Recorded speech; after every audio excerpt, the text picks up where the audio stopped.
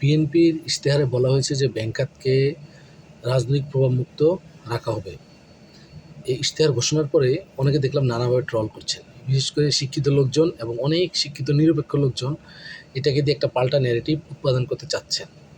আচ্ছা, আপনাদের কাছে প্রশ্ন, সকলের কাছেই প্রশ্ন, 1991 থেকে 1996 এবং 2001 থেকে 2006 এই সময়ের মধ্যে বিএনপি কি কোনো ব্যাংকে রাজনীতিকরণ করেছে যে তাদের রাজনীতির বাইরে কোনো ব্যাংক চলতে পারবে না? নাকি বিএনপি যখন ক্ষমতায় এসেছে তখন তারা আওয়ামী লীগ বা জামাত বা অন্য ব্যাংকে তারা কুক্ষিগত করেছে, যেমন এস আলম দিয়ে ইসলামী ব্যাংকে টেক ওভার করা হয়েছে? বিএনপি এই জিনিসটি করেছে? তার তো ট্র্যাক রেকর্ড নাই। আপনি কি করতেছেন? আপনি একটা পাল্টা বয়ান এই বাজারে হাজির করতে চাচ্ছেন যে যারা ঋণ খেলাপিকে মনোনয়ন দিয়েছে তারা এই ব্যাংক খাতকে রাজনীতিমুক্ত করবে কীভাবে? আচ্ছা, ঋণ খেলাপি কি শুধু বাংলাদেশে 44 জন যারা বিএনপির কথা আপনারা বলতেছেন, বা জামায়াত যে 22% লোককে ঋণ খেলাপি মনোনয়ন দিয়েছে, বাংলাদেশে কি এই 22% ঋণ খেলাপি? বাংলাদেশে আর ঋণ খেলাপি নাই। আসলে ঋণ খেলাপিতে একটা প্রসিডিউর না, ঋণ খেলাপির প্রসিডিউর, সেটার সাথে রাজনীতি মুক্ত বা রাজনীতিযুক্ত এটা সম্পর্ক কী?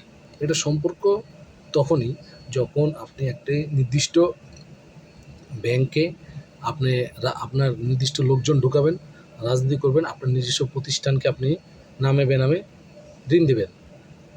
ঠিক আছে? আপনারা ট্রিগার্ড হইতে পারেন আসলে কি ওই কী বলবো, আসলে এই ধরনের শিক্ষিত লোকজন তারা কিন্তু এই ধরনের ফ্যালাসি সমাজ উৎপাদন করে, মানুষকে মিসগাইড করে।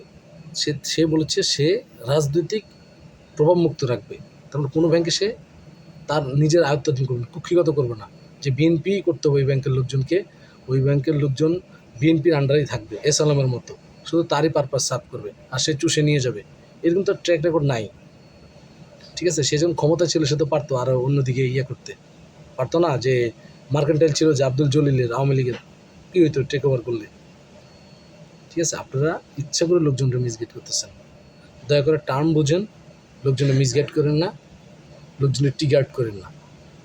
রাজনীতি মুক্ত রাখা এইটা আলাদা জিনিস, এবং এটার সাথে খেলাপি ঋণকে মুক্ত, ইভেন যারা, যদি কেউ আমার ভিডিও দেখে থাকেন, অনেকেই দেখবেন যাদের ক্রেডিট কার্ডের টাকা ডিউ হয়ে গেছে, সে নিজেও খেলাপি ঋণ মধ্যে পড়ে গেছে।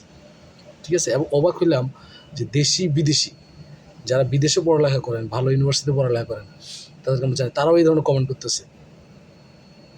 এটা খুব দুঃখজনক।